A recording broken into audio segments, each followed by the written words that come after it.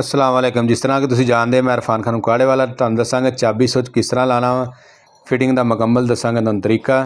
यह चाबी सुच आ गया करॉन लफान का। चाबी सुच पहले मीटर के विच लगाना है। मीटर च लगा के उपर फुल नाल बिठा के पेच लाना। एक पेच हुंदा है थले चार मूँह के पेचकस नाल टाइट कर लेना है।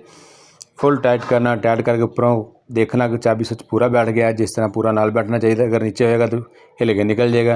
यह मीटर बोर्ड कर लगे पेज टाइट। मेरा चैनल अच्छा लगे लाइक सबसक्राइब लाजमी करना। तारां तुहाडे सामने जे ए चेक कर लो, तार लग रही तुहाडे सामने। सामने पहले तार लग रही, कलर ना कलर लग रहा है। देखो वाइट तो शायद कलर ना कलर लग रहा है। कलर ना कलर लाने कोई मुश्किल सान नहीं है। मेरी वीडियो अच्छी लगे लाइक तो सबसक्राइब लाजमी करना कि आने वाली नवी वीडियो तुहाडे तक पहुँच सके। है तार आ गई एंड वाली तार, है अर्थ की तार जे सबज रंग की अर्थ तार। अर्थ तो बाद है ब्लैक तार जे, ब्लैक ना ब्लैक लगनी है जे। कलर ना कलर लाना आसान तो ईजी जिहा तरीका जे। घर बैठ के तुसीं आप भी चाबी सुच चेंज कर सकते जे। चाबी सुच तुहाडे सामने चेंज कर दिता वा। मेरा काम अच्छा लगे सबसक्राइब लाजमी करना। सब दोस्तों का भरावां दी मुहब्बतां दा बहुत बहुत शुक्रिया। ओके, अल्लाह हाफिज़। दुआवां च तुहानूं याद रखांगे। अल्लाह दे सबूर।